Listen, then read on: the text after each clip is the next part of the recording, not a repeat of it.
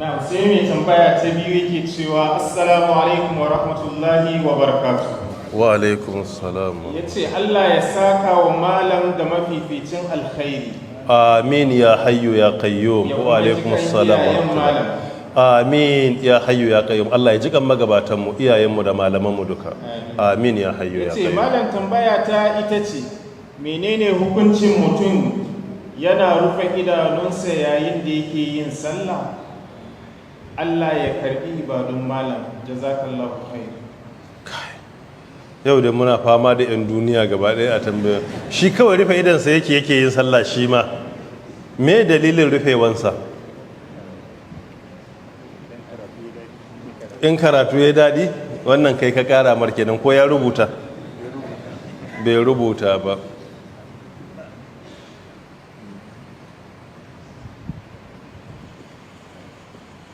Ibnu Qudama alaihi rahmatullah ya ce malamai sun yi tafiya akan makaruhi ne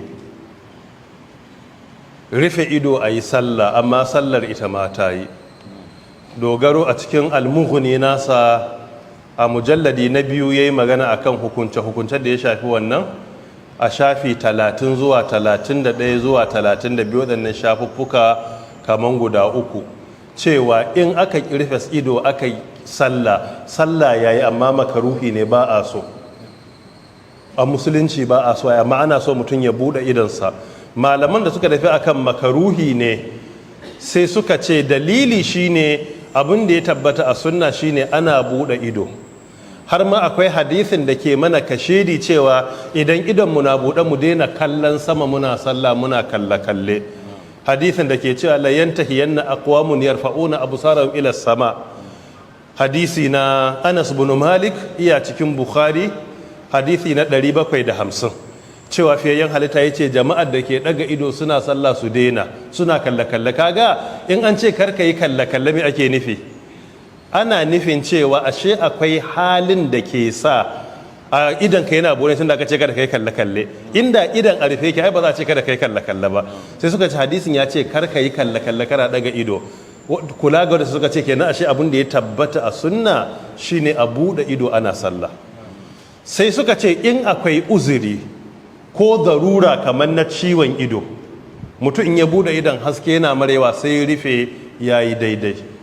Sai suka ce in kuma akwai bukata na bude ido din sai aka bude, a nan ma suka ce yayi daidai.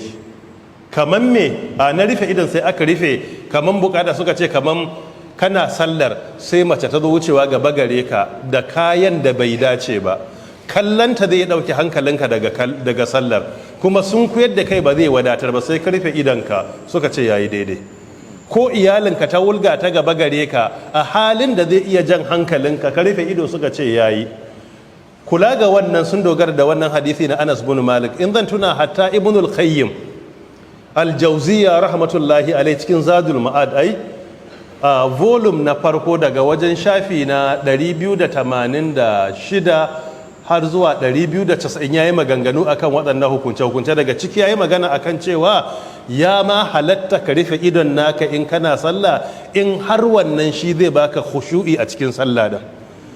In har a halin da ka samu kanka sai ka rufe za ka samu khushu'i, saboda misalin da muka bayar, ko wulgawan abun da ke gaba gare ka, ko ado ya yi yawa a cikin masallacin, ko akwai wani haske da yake jan hankalinka, ko kana da wani abu sai zama khushu'i da ke wajibi a sallah, wanda siffa ce ta masu imani, alladhina hum fi salatihim khashi'una, aya ta 2 a cikin suratul mu'minun.